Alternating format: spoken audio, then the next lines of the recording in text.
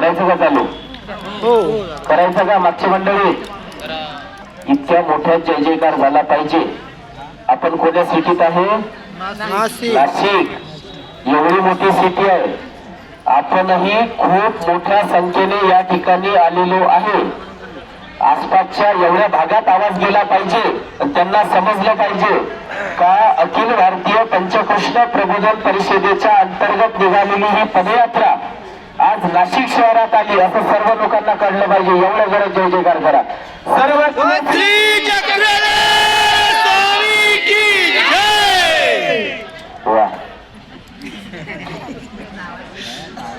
दंडवत दंडवत.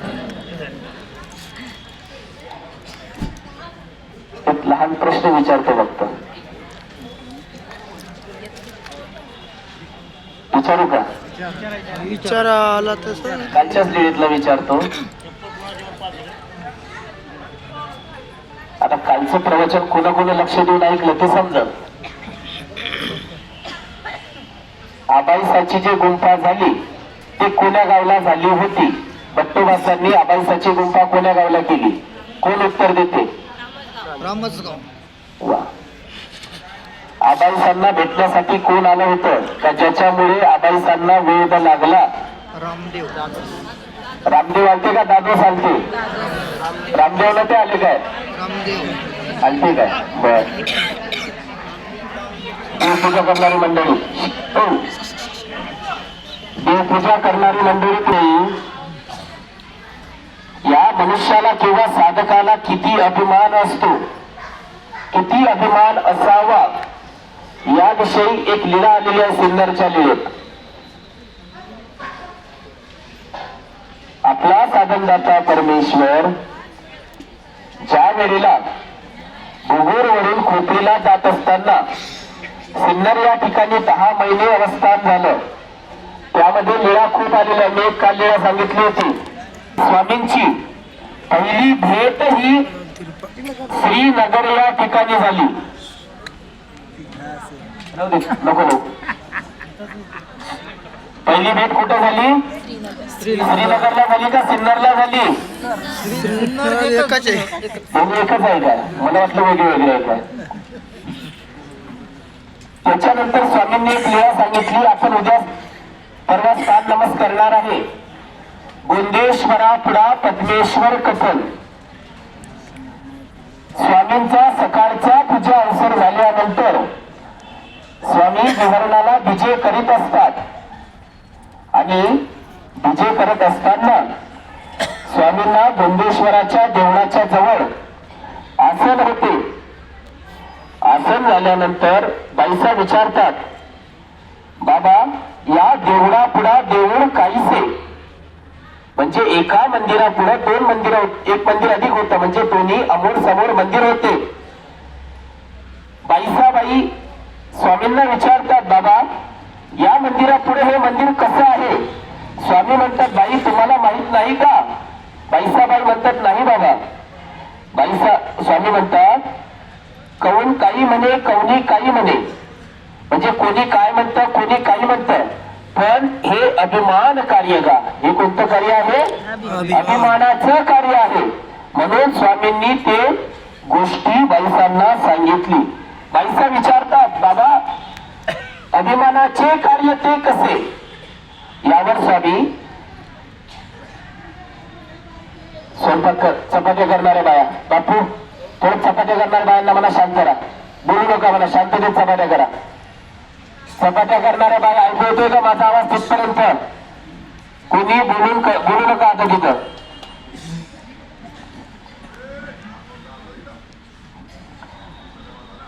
त्यावर स्वामी त्या गोंदेश्वर आणि पद्मेश्वराची गोष्ट सांगतात. एक पद्मा नावाचा व्यवहारा होता आणि त्याचा मामा होता गोंदो. बाईसी म्हणितले, बाबा गोंदेश्वरा परा पद्मेश्वर म्हणजे काही? सर्वज्ञ म्हणितले, माताही एकीचा पुत्र तया नाव पद्मा, तो आपला घरी नात होता. एक म्हातारी होती, तिच्या मुलाचं नाव होतं पद्मा आणि तो आपल्या घरी स्नान करत होता. हाटा जावयाच्या लवडी सवडी लवकरी पाणी सारविले. म्हणजे त्याला बाजारात जायचं होतं, त्यामुळे त्यांनी लवकर पाणी सारलं. माता चोकणी लावली होती, म्हणजे चिकसा वगैरे माथ्याला लावला होता, म्हणजे डोक्याला लावला.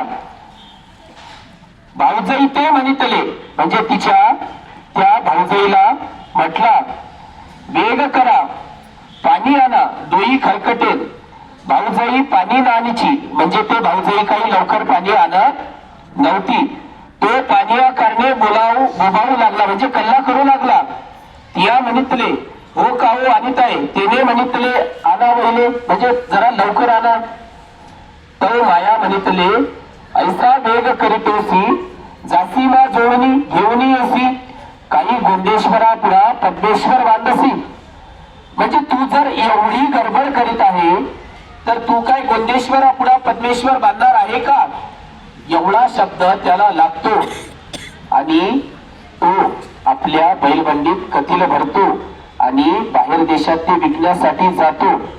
कथील विकत असताना त्याचं कथील ज्या घेत असतात ते सोन्याच्या भावात जाते, रुपये देखील म्हणजे चांदीच्या भावात ते जातात. तिकडून तो द्रव्य घेऊन येतो आणि आल्यानंतर त्या गोंदेश्वरापुढा पद्मेश्वराचं मंदिर बांधतो.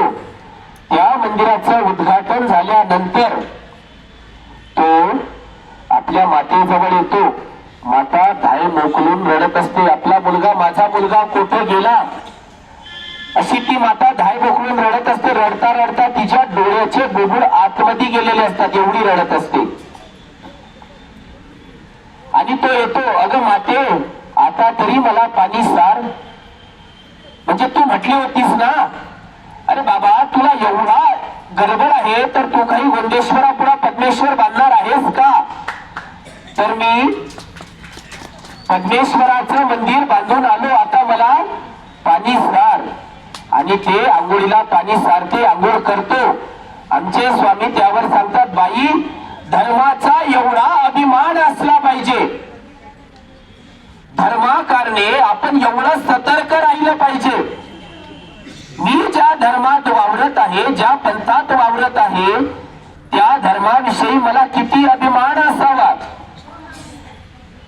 माझ्या धर्मावर काही संकट येत असलं तर ते संकट निवारण्यासाठी मी आधी केलं पाहिजे. जसं आपल्या संसारात आपण वावरत असताना, या प्रपंचात वावरत असताना जर आपल्या मुलाबाळावर किंवा आपल्या घरावर संकट आलं तर आपण ज्या काळजीने समोर जातो त्या काळजीने आपण धर्मासाठी जातो का? जातो का? नाही जात. त्या तेवढ्या काळजीनं, तेवढ्या कळकळीनं जर धर्मासाठी धावून गेलं तर परमेश्वर प्रसन्न होतात. परमेश्वराला इच्छा असते, परमेश्वर म्हणतात मी याला काय काय देऊ, हा जर माझ्या धर्मासाठी, हा जर आपल्या पंथासाठी एवढं करीत आहे तर परमेश्वर खूप प्रसन्न होऊन जातात. पण मी जसं सांगितलं, हा जीव संसारात एवढा वेचून गेला, संसारात एवढा वेचून गेला का याला परमेश्वराचं किंवा या धर्माचं कार्य करण्यासाठी टाइम उरलेला नाही. एक तास सुद्धा परमेश्वराला आठवण्यासाठी टाइम उरला नाही आपल्याकडे. ज्या परमेश्वराने 24 तास फुकट ऑक्सिजन आपल्याला दिलेला आहे, त्या परमेश्वराचे नाव घेण्यासाठी आपल्याकडे जर दिवसातला 1 घंटा नसेल तर आपण काय जगून फायदा आहे? आपल्या जगण्याचा काय फायदा आहे? ज्या परमेश्वराचं नाव घेतल्याने अनंत ब्रह्मांडाच्या पलीकडेही वेद होतो, जसा श्रीकृष्ण महाराजांनी लक्ष्मीला वेद झाला. एवढ्या नामाच्या नामस्मरणात सामर्थ्य आहे का दूर गेलेला परमेश्वरही जवळ येतो. एवढं सामर्थ्य या नामात आहे, एवढं कार्य या नामात आहे. तरीही जीव नामस्मरण करत नाही, या धर्माविषयी तेवढा अभिमान बाळगत नाही. एवढा अभिमान असला पाहिजे जसं नामाच्या 10 सांगितलं, नामे अभिमान आती, एवढा अभिमान असला पाहिजे. माझ्या धर्मावर काही संकट आलं तर माझा जीव जाईल, पण मी माझ्या धर्माला बुडू देणार नाही. इतकं उभं झालं पाहिजे आपण. इतका धर्म. देवपूजा करणारी मंडळी मी मगाशीच सांगितलं, बोलू नका नाना. नाना मंडळी वाढ असला पाहिजे. जसा सुंदर बोलायसाची एक स्मृती या स्मृतीस्थळात येते.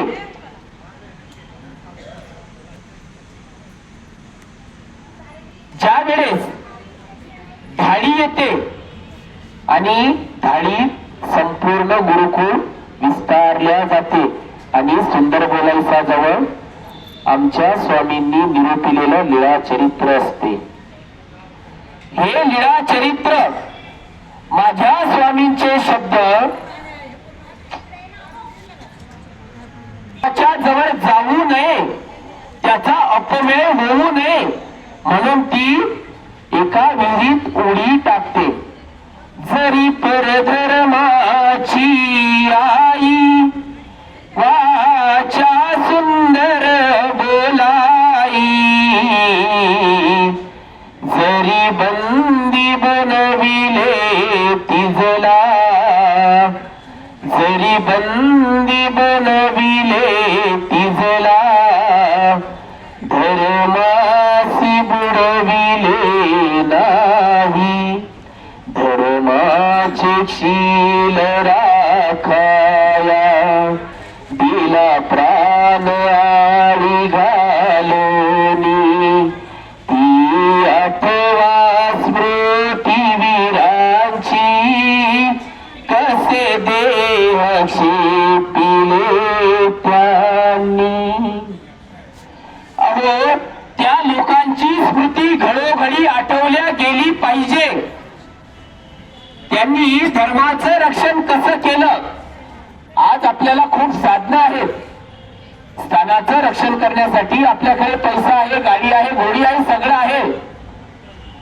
त्या वेळेला त्या काळात ज्या स्थानांचं रक्षण झालं त्यावेळेस त्यांच्याकडे उपाय होता काय, साधनं होते का? नाही.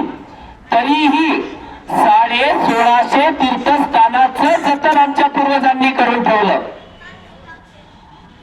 आणि त्यांनी केलेल्या स्थानांचं रक्षण आता आपल्याकडे सर्व संपत्ती असतानाही आपण करू शकत नाही. काही लोक सांगतात रुद्रपूरला एका काळात 1073 स्थान होते. किती? 1073. आज मोजून 100-150 स्थानं असतील. तेवढ्या कठीण काळात जर आमच्या पूर्वजांनी एवढं स्थानाचं रक्षण केलं, काही नसताना त्या अन्य लोकांच्या ताब्यात असलेले स्थान आपल्या ताब्यात घेतले, पण आपण त्या स्थानांचं रक्षण आता करू शकत नाही, करत नाही. यावरून समजावं का आपल्याला धर्माचा अभिमान किती आहे. जेवढा प्रपंचाचा अभिमान घेतो तेवढा जर धर्माचा अभिमान घेतला ना तर परमेश्वर धावत येईल. एवढी श्रद्धा परमेश्वराप्रती समर्पित केली पाहिजे, एवढा भाव परमेश्वराप्रती समर्पित केला पाहिजे की परमेश्वर आपली वाट बघितली पाहिजे का माझा भक्त मला भेटण्यासाठी कधी येईल. आपल्याला एवढी आस लागली पाहिजे. कोटी गुंतलासी द्वारकेचा राणा, कोटी गुंतलासी द्वारकेचा राणा, बेड कास खया लाविला, वेड कास खया लाविला,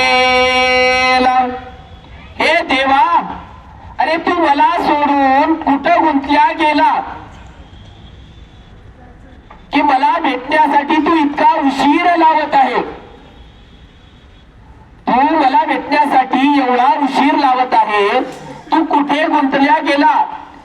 एवढं रडून डोळ्यातून 2 अश्रू गाडून परमेश्वरापाशी नामस्मरण करा. परमेश्वर नक्कीच द्रौपदी सारखा तुमच्यापाशी धावून येईल. परमेश्वर येण्यासाठी मी सांगितलं पैशाची गरज नाही, फक्त श्रद्धेची गरज आहे, भावाची गरज आहे.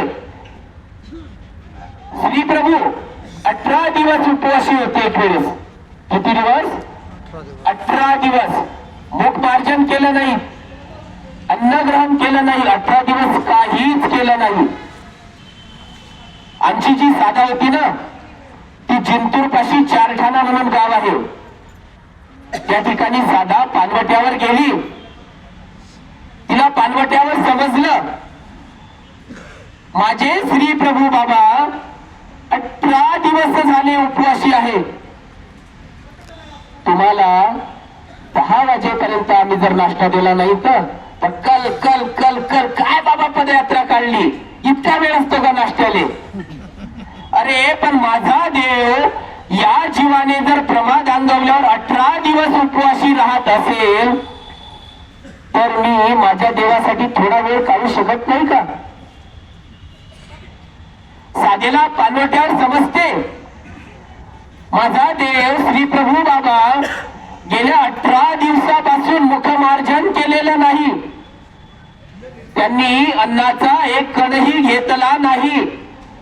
तशीच साधा तिचं जे काय गुंड वगैरे पाण्याचा असतो पानवट्यावर टाकून देते, पायात चप्पल नाही, अनवाणीच निघते. देवाच्या भेटीच्या ओढीने निघालेली ही साधा आहे. तिला देवाच्या भेटीची ओढ लागली, तिने त्याग केला. जोपर्यंत माझा देव श्री प्रभू बाबा अन्नपाणी ग्रहण करणार नाही, मुखमार्जन करणार नाही, मी अन्नाचा एक कणही घेणार नाही. तशीच निघाली, पायात चप्पल नाही. देवही परीक्षा पाहत आहे, हे खरंच माझ्या परीक्षेला उतरतो का? देवही परीक्षा बघतात.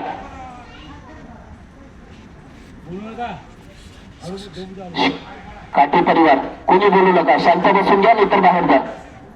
शांत बसून घ्या, बोलू नका. 2 मिनिटं शांत राहा. देवाच्या ओळीने साधा निघाली. निघता निघता देवही परीक्षा पाहतात. परीक्षा पाहतायत देव, ही खरंच त्याग आहे का हिचा? ही खरंच त्याग करत आहे का? साधेच्या पायात काटा मोडतो, काटा मोडतो, त्याच ठिकाणी बसते, पण तिचा निश्चय मोडत नाही. तिने जो निश्चय केलेला आहे ना, तो अटळ निश्चय तिने केला, तिचा निश्चय ती मोडत नाही. तिकडून घोडेस्वार येतो, आई कुठे चालल्या? सांगतात मी परमेश्वरपुराला चालली. तो म्हणतो आई बसा, मी सोडून देतो. बसते, श्री परमेश्वरपुराच्या महाद्वारापाशी सोडते आणि तो घोडेस्वार गायब होऊन जातो. त्या ठिकाणी तिचा निश्चय होता, तिचा त्याग होता.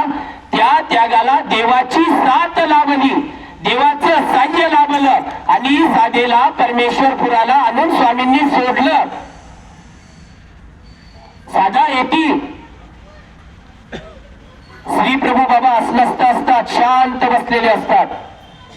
त्यावेळेला श्री प्रभूंच्या सन्निधानी आमच्या पंथाचे प्रथम आचार्य, जे माझ्या साधनदात्या परमेश्वराने 3.5 वर्षात अपरोक्षाला योग्य केले, असे व्यक्ती त्या ठिकाणी होते. आबाईचा होत्या का, जिच्या उपहाराचा श्री प्रभूंना दररोज स्वीकार होता. तिच्या हाताचं घेतल्याशिवाय श्री प्रभू बाबा आरोग्य करत नव्हते, पाणी पित नव्हते.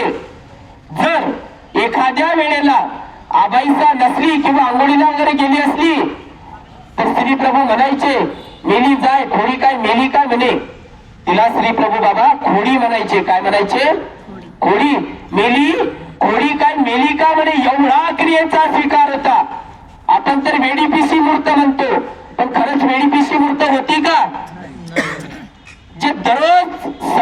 जीवांचा अविद्याच्छेद करत होती ती मूर्त वेडीपिशी कशी असणार आहे हो? या जीवाकारने वेडीपिशी झाली, या जीवाकारने वेडे पण स्वीकारलं. देव वेडा नसतो. साधा आली, आल्यानंतर भक्तिजन समोर जातात. गोसाव्याची साधा आली. अगं थकून आली, पाणी पे. साधा म्हणते नाही, जोपर्यंत श्री प्रभू बाबांचं मुखमार्जन आणि चरणोदक भेटणार नाही तोपर्यंत मी पाणी पिणार नाही. भक्तिजन जातात, श्री प्रभू बाबांना सांगतात, जीजी गोसाव्याची साधा आली असेल, तिला खूप तहान लागलेली आहे. पण ती म्हणते जोपर्यंत श्री प्रभू बाबा मुखमार्जन करणार नाही ना तोपर्यंत मी पाणी पिणार नाही. श्री प्रभूंनाही आनंद होतो आतून, मेला जाय आणि आधी म्हणे. भक्तिजन जातात, पाणी आणतात. 18 दिवसाचं मुखमार्जन त्या दिवशी श्री प्रभू बाबा साधेने म्हटल्यावर करतात. एवढा भक्ताचा श्रद्धेचा आहे. एवढी श्रद्धा अटळ असली पाहिजे का उदास झालेला देवही प्रसन्न झाला पाहिजे आपल्या श्रद्धेनं.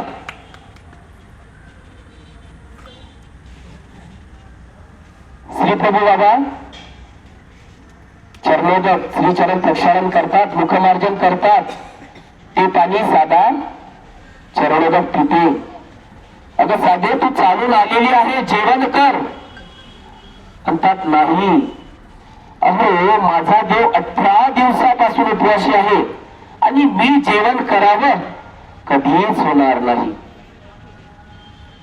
परत भक्तिजन श्री प्रभू बाबांपाशी जातात. जीजी गोसावी याची साधा भुकेली असे जी, पण जोपर्यंत आपण आरोग्य करत नाही, आपला उचिष्ट प्रसाद त्या साधेला देत नाही तोपर्यंत तिने सांगितलं माझा प्राण गेला तरीही चालल, पण माझ्या देवाने आराधना केल्याशिवाय मी अन्न ग्रहण करणार नाही. माझा देव 18 दिवसाचा उपवासी असलेले श्री प्रभू गोसावी त्या दिवशी साधेने म्हटल्यावर आराधना करतात आणि तो जो उच्छिष्ट प्रसाद असतो तो साधेला देतात.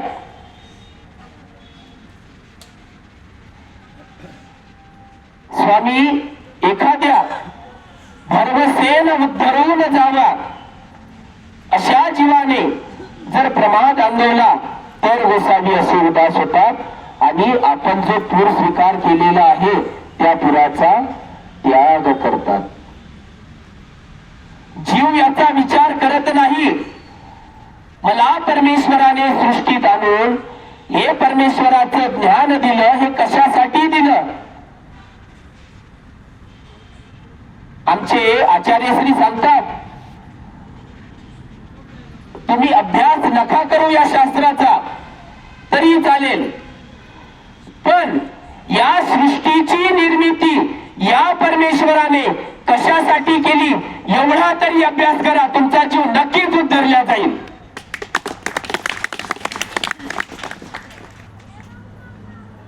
पण जीव करतो का? नाही करत. साधेच्या क्रियेचा स्वामींनाही तेवढा स्वीकार होता जेवढा श्री प्रभू बाबांनी केला. साधेने रिंगणीची फुलं आमच्या स्वामींना अर्पण केली. सांगा बरं, स्वामींना 2 ठिकाणी साधेने फुलं अर्पण केली. तपस्विनी आहे कोणी सांगणार नाही, फक्त ग्रस्त मंडळी. कोण कोण चरित्र वाचते पाहू. दुसरं कोणचं फुल साधेने श्री आमच्या गोसाव्यांना अर्पण केलं? सांगा, कोण सांगते? रिंगणीची एक तर मीच सांगितलं, अधिक दुसरं फुल अर्पण केलं साधेने. सांगा पटकन, कोण सांगते? आहे का कोणी? आमच्या तपस्विनी यांना माहित आहे, त्या सोडून.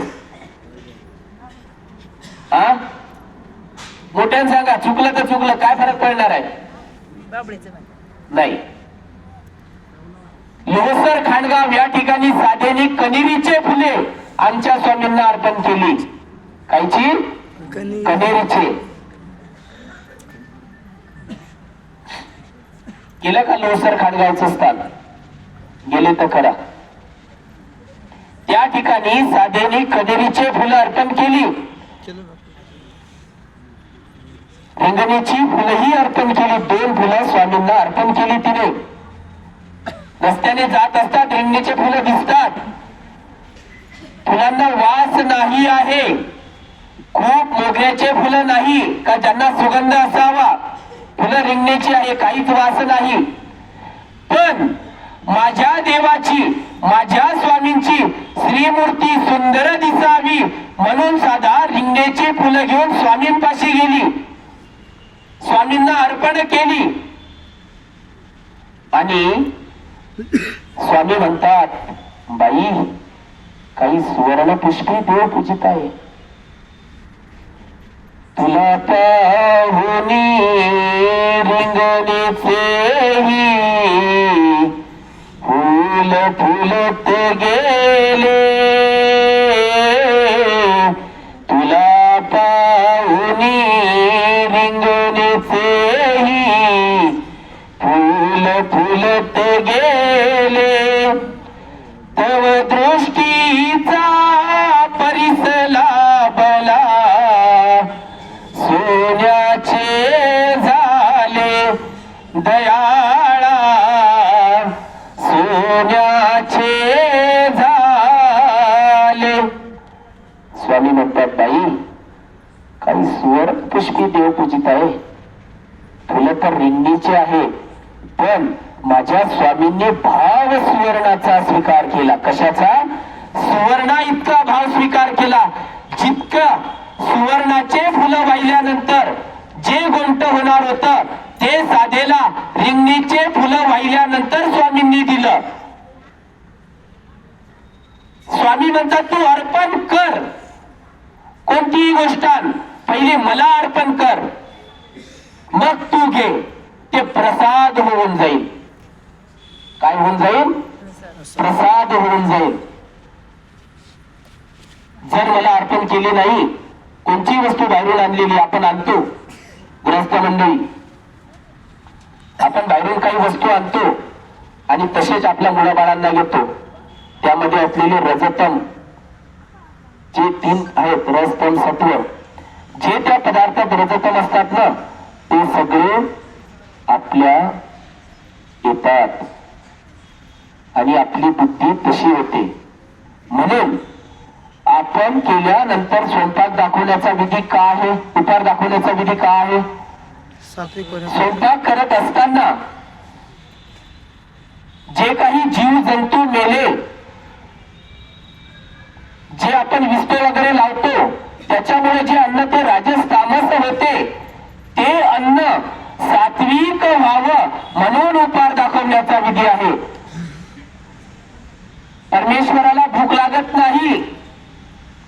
मी पहिलेच सांगितलं, परमेश्वराला भूक लागत नाही, पण या जीवाने केलेलं जे पचन आहे ते पचन सात्विक व्हावं म्हणून परमेश्वर ते अन्न सात्विक करून देतात. म्हणून स्वामी सांगतात, तू केलेलं मला अर्पण कर. फक्त अन्नच नाही तर कर्मही अर्पण कर. केलेली प्रत्येक क्रिया मला अर्पण कर, त्या क्रियेचं गोंट मी देईन. तेवढा हे स्वामींनी, आमच्या स्वामींनी एवढा उद्धरणाचा व्यसन त्याच्यामुळे स्वीकारले. मी पहिल्या वेळेस सांगितलं होतं, माईंभट्ट भट्टोबासांपेक्षा व्युत्पत्ती व्युत्पन्नापूर्वक शास्त्राने खूप आगळे होते, खूप मोठे होते. तेवढं शास्त्र भट्टोबासांपाशी नव्हतं जेवढं त्यांनी अभ्यासलं होतं. पण जो विधी भट्टोबासांना घडला तो माईंभट्टांना घडला नाही. म्हणून माईंभट्टांना 3.5 वर्षात अपरोक्षाला योग्य केलं. एवढा या परमेश्वराचा हेत आहे, एवढं त्यांना योग्य केलं.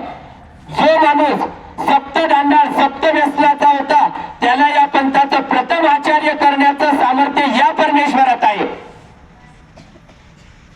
हे दुसरं कोणात नाही. म्हणून ज्या वेळेला माईम भट्टांचं देहवसान मांडते आणि देहवसान मांडल्यानंतर माईम भट्ट भट्टोबासांना प्रार्थना करतात, तुम्ही तुमचे पाय जे आहे ना ते माझ्या मस्तकावर ठेवा, मस्तकाला लावा. ते म्हणतात नाही, श्रीचरण ते गोसावी याचे, माझे नाही. आणि भट्टोबास त्यांच्या डोक्यावर हात ठेवतात. माईम भट्ट विचारतात, भट्टो, स्मृती वाचताना आत्ताही अंगाला काठी येतात. मग काय प्रश्न विचारतात, भट्टो माझं देव होईल का? काय विचारतात, मला देव होईल का हो? एवढा परमेश्वराचं सन्निधान लाभलेला व्यक्ती हा प्रश्न करत आहे. माझ्यासारख्याने आपल्यासारख्याने केलं हे ठीक आहे, पण ज्याला साक्षात परब्रह्म परमेश्वराचं सन्निधान लाभलं त्यालाही हा संशय आहे. आणि भट्टोबासांना विचारतात, भट्टो मला देव होईल का? भट्टोबास उत्तर देतात, माईम भट्टो, जर तुम्हाला देव नाही झाला ना तर या सृष्टीत कोणालाच देव होणार नाही. आणि भट्टोबा माईम भट्टांना हे माहित असते. काय का? भट्टोबासांना स्वामींचा वर आहे, तुझ्या मुखातून अशास्त्र कधीच निघणार नाही. हा भट्टोबासांना वर होता आणि भट्टोबासांच्या मुखातून असं निघालं म्हणजे नक्कीच मला माझा साधनदाता आपल्या प्रेमाला प्राप्त करणार आहे. बंधूंनो, काय त्यावेळीची ती लीळा हे असेल, स्मृती असेल. आपण ऐकतो, आपण वाचतो तरी आपल्या अंगाला काटे येतात, आपल्या डोळ्यात पाणी येते. त्यावेळेचा प्रसंग कसा असेल हो? आपण एवढ्या जणांच्या चपला घालतो, आज एवढ्या जणांना लाथा मारतो, कोणीतरी कोणाला प्रसव मोडला का हो? मोडला का आज? आज म्हणजे कधीतरी विचार केला का आपल्याला त्या गोष्टीचा किती दोष लागतो? एवढे मोठे पंथाचे प्रथम आचार्य ज्या वेळेला देहवसान मांडते त्यावेळेला समस्त गुरुकुळापुढे हात जोडून प्रसव मोडतात, माफी मागतात. मला परमेश्वराने आचार्य केलं आणि हे गुरुकुळ चालवत असताना माझ्याकडून काही कळत न कळत जे दोष घडले त्या माझ्या सकळही दोषाची क्षमा करावी. हे भट्टोबास आहेत ज्यांच्याकडे 700-500 गुरुकुळ होत, त्यांना ते क्षमा मागत आहे. मग आपण प्रसव मोडायला नको का? ज्या परमेश्वराने हा विधी सांगितला तो विधी जर भट्टोबास करत असतील तर आम्हाला तो विधी नाही का? आपण खुशाल कोणाची चप्पल घालून जातो, आपल्याला काहीच वाटत नाही.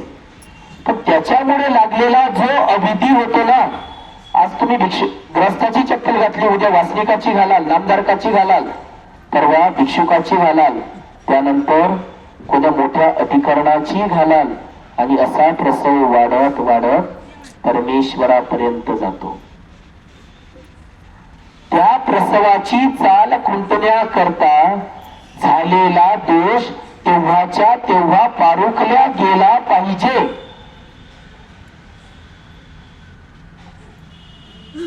लीळेचा थोडासा सारांश सांगतो. मादाईसाबाई झाडात असतात, सुपारी पडलेली असते. स्वामींना स्वामी म्हणतात नाही सुपारी द्या, मादाईसा फेकून देतात. तेवढ्या दोषाचा स्वामी त्यांना 3 दिवस हात बांधून ठेवायला लावतात. किती दिवस? 3 दिवस. कारण की त्यांचा प्रसव तो परमेश्वरापर्यंत आला होता आणि तो परमेश्वराने तिथं पारुखला. मग आपण त्या गोष्टीची किती करतो का? मनात आपण त्याचा कधीतरी विचार करतो का? दुःख करतो का? का माझ्याकडून आज किती दोष घडले, माझ्याकडून आज कित्येकाचं मन दुखवलं गेलं, मी आज किती जणांना दुखवलं. आपण आपण विचार करतो का? आणि असे दुखवत आपण परमेश्वरापर्यंत जातो. मार्कंडाचा चोरीचा दोष एकाएकी परमेश्वरापर्यंत गेलेला नाही. मार्कंड स्वामींच्या सन्निधानातही चोरी करत होते, तो काही एकाएकी गेला का? अशी प्रसवाची चाल चालत असते. जशी प्रसवाची चाल चालते ना, तशीच गोमट्याची चाल चालते. एक गोमट्याची आणि ओकट्याची दोन्ही चाली चालत असतात. मनुष्य, तुम्ही वासनिक मंडळी, मी पहिल्याच दिवशी सांगितलं, तुम्ही आता दैवरहाटीत आहात. कशात आहात? दैवरहाटीत आहात. आणि दैवरहाटीत जे निष्पन्न होते ते चिकट कर्म निष्पन्न होतात. आणि या ठिकाणी जे कोणतं लागते ते आपल्या प्रेमाला पूरक होते, आपल्या परमेश्वर प्राप्तीला ते कोणते पूरक होत असते. या मनुष्याच्या चालत असताना दोन्ही चाली चालत येत असतात, एक गोमट्याची एक ओकट्याची. आमचा महादेवराव होता, त्याच्या दोन्ही चाली चालून आल्या. ज्याने स्वामींवर खांदे उगारले, पण फरक एवढाच होता, त्यांची गोमट्याची चाल पुढे होती, ओकट्याची चाल मागे होती.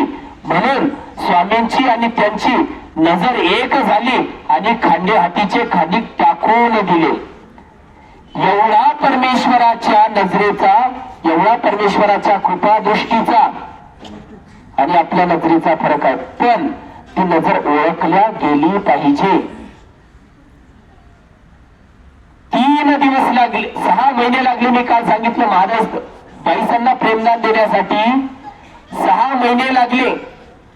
एकाएकी बाईसा प्रेमी स्वामींच्या सन्निधानात आल्या नाही. अंजनी विष्णूवरून मनोधर्म धरून स्वामी मेहकर वरून बाईसांच्या घरी नेवाशाला आले. बरोबर ना? बरोबर ना? मग पैठणला आले काय? म्हटलं नेवाशाले काय? म्हटलं पाव आता किती जण झोपले आणि किती जण जागी आहे. जागी होते वाटते सगळेच. पैठणला आले. आल्यानंतरही 3 दिवस लागले. किती दिवस? 3 दिवस. 3 दिवसापर्यंत नागोबाईंनी का बाईसांनी, कोण एकच आहे का? बर. नागोबाईंनी स्वामींना पाय पुसणं बसायला टाकलं. आणि 3ऱ्या दिवशी स्वामींची आणि बाईसांची दृष्टी एक झाली. हा परमेश्वर आहे, मी जीव आहे, अशी प्रतीती बाईसांना संचरली. आणि त्यावेळेस बाईसांना प्रेमदान दिलं. एकाएकी बाईसांनाही प्रेमदान झालं नाही, ते तर बाईसा होत्या. मग आपल्याला किती करावं लागेल? तितका प्रसंग आपल्या जीवनात उभं राहण्यासाठी आपल्याला किती कार्य करावं लागेल, किती परमेश्वराची या मार्गाची दास्य करावं लागेल. मी मगाशी सांगितलं, ज्यांची देवपूजा झाली असेल थोड्या बाया चपात्याला जा. गेल्या काही बाया? गेल्या असतील तर चांगलं आहे. मग आपल्याला हे क्रिया करण्यासाठी ह्या प्रसंग आपल्या जीवनात यावं असं कोणाकोणाला वाटते? कोणालाच वाटत नाही. अरे आता तर हात वर करा. मी कालच सांगितलं, उभा तर राहा, इच्छा तर कर. का माझ्या जीवनात बाईसासारखा प्रसंग कधी स्वामींनी आणाव असं आलं नाही. तुम्हाला लवकर प्रेमदान हो स्वामींचं, पण आपण तेवढे भाग्यवान नाही. आपल्याला खूप हे होणार आहे. एक तर आपण स्वामींच्या सन्निधानात जन्माला आलो नाही, स्वामींच्या असन्निधानी जन्माला आलो. आणि आपल्याला त्यावेळेस त्यांना साक्षात स्वामींचं सन्निधान होतं. स्वामींनी लाडलं टाळलं. माधवसाबाई म्हणतात दत्तोबासांना, ज्यावेळेस हे 700-500 गुरुकुळ दत्तोबासांपाशी वावरत असते, राहत असते, एक वेळेस महादाईसा म्हणते, नात्या अरे आम्ही देव आठवतो ना, यात काही विशेष नाही रे. कारण की उपार आले की मला सांगा. विवेक कोणी उपार आले की सांगा म्हणतो का? अरे का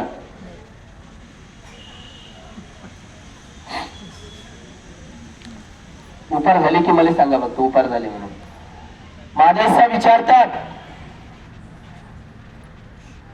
आचार्यांना म्हणतात आम्ही देव आठवतो का, तर आम्हाला देवाने लाडलं ताळलं, सगळे आमचे लाड स्वामींनी पुरवले. अरे पण हे जे 700-500 गुरुकुळ आहे ना, यांनी तर देवाला पाहिलंही नाही, देवाची श्रीमूर्तीही पाहिली नाही, तरी न देखत्या देवाकारने कैसी हडवैली पळवैली असती. अरे आम्ही देव पाहिला, आम्ही देव अनुभवला, देवाने आम्हाला लाडलं ताळलं, सगळे लाड आमचे देवानी पुरवले. अरे पण हे जे गुरुकुळ आहे ना, यांनी तर देवाला पाहिलंही नाही, देवानी लाड केला नाही, तरीही हे परमेश्वराचं किती नामस्मरण करत आहे, यांचा आपल्याही पेक्षा विशेष आहे. कारण की असन्निधानी स्वामींनी वचनरूप गोविंद म्हणजे वचन साक्षी ठेवून आपल्याला आचार करायला सांगितलं आहे. सन्निधानी मी आहे, पण असन्निधानी मी सांगितलेलं वचन आहे, आणि त्या वचनाच्या प्रमाणे जर तुम्ही आचार करत असाल, त्या आचार वागत असाल, तर तुम्ही नक्कीच माझ्या प्रेमाला पात्र असाल. किती टाइम झाला? 8 वाजले. 8 बाकी उद्या घेऊ. टाइम होता 9 मिनिटं बाकी आहेत. उपार आणू दे. आमच्या मंडळ म्हणतात 10 मिनिटं घ्या, 5 मिनिटं घेतो अधिक. उपर आणा. एवढा जर परमेश्वराने कृपा अंगी करली, तर त्याचा फायदा आपण नको का घ्यायला? त्या वचनाचं आचरण आपण करायला नको का? अहो नाही 1050 पाठांचा आचार आपल्याला होईल, पण त्यातले मोठं एक वचन तर आचरण. एकही वचन जर तुम्ही सूत्रपाठातलं आचरलं, तरी परमेश्वरापर्यंत तुमची हे धागा पोचल्या जातो. तू उभा राहा, करल अशी इच्छा कर. स्वामींनी जे 1050 पाठ सांगितले, त्या 1050 पाठाचं आचरण हे माझ्याकडून घडलं पाहिजे, मी तसं वागलो पाहिजे, अशी निरंतर परमेश्वरापाशी इच्छा केली पाहिजे, मनोधर्म धरला पाहिजे, आणि एवढं करून नामस्मरण केलं पाहिजे. जसं मी काल सांगितलं, तुम्ही किती मोठी परमेश्वरापाशी किती प्रॉपर्टी अर्पण करा, 1 लाख रुपये अर्पण करा, त्याला फायदा नाही. जोपर्यंत तुमची श्रद्धा, तुमचा भाव त्या परमेश्वरापर्यंत पोचत नाही, तोपर्यंत तुम्ही अर्पण केलेल्या कार्याला काहीही फायदा नाही. आपल्या भाग्यावर विश्वास ठेवून बसू नका. विश्वास ठेवायचा तर भाग्य विधात्यावर ठेवा, ज्याच्यात भाग्य बदलण्याची ताकद आहे. अरे भाग्यावर काय विश्वास ठेवता? भाग्य विधात्यावर ठेवा, तो भाग्य नक्कीच बदलेल.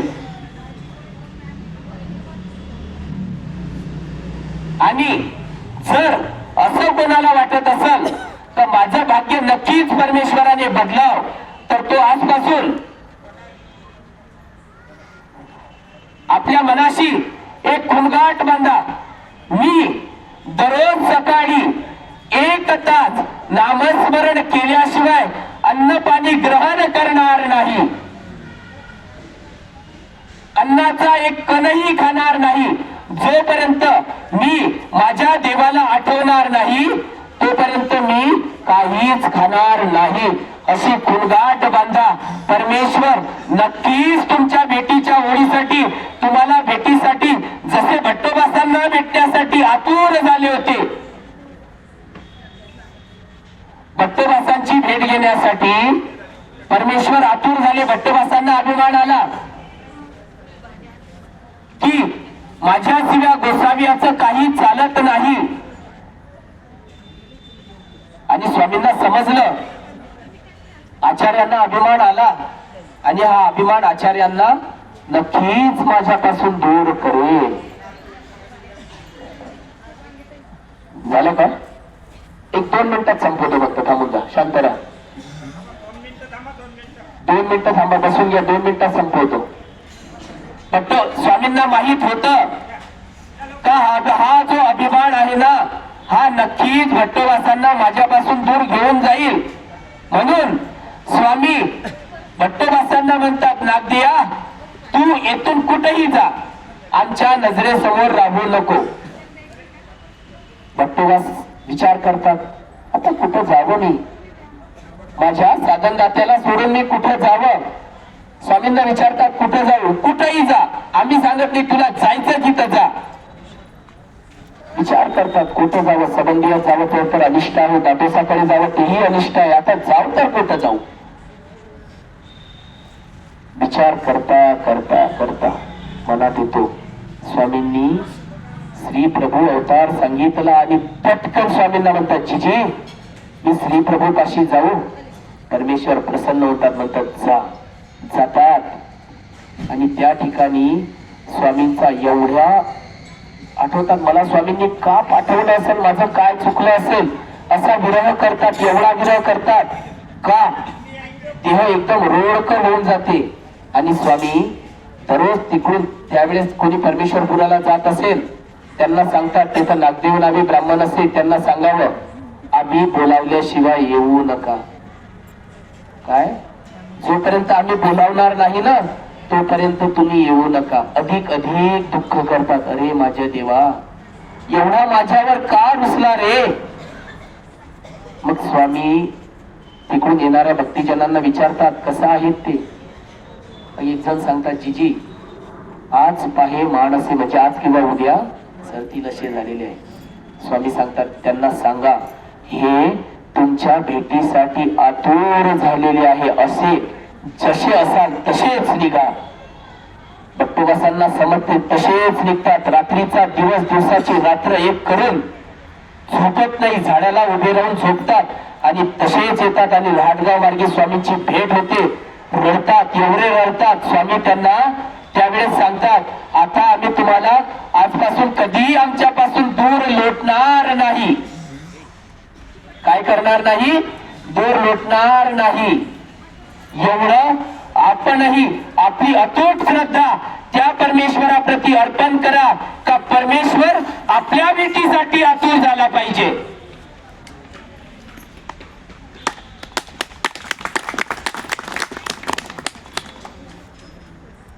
नक्कीच तुम्ही हे सर्व करसाल. आपल्या पदयात्रेच्या उत्तरार्धाकडे आपण लागलेलो आहे. थोड्या दिवस पदयात्रा राहिली. सर्वजण विधी करा, परमेश्वराने सांगितलेला आचार करा. नक्कीच तुमच्या जीवाचा उद्धार परमेश्वर करतील. एवढं बोलतो आणि थांबतो. जोरांचे जयकार करा. स्वामी की जय. आता सर्वांनी आरतीसाठी उभं राहा. मी पहिल्या दिवशी सांगितलं होतं, आपण जी पदयात्रा काढत आहे या गाड्यांना खर्च आहे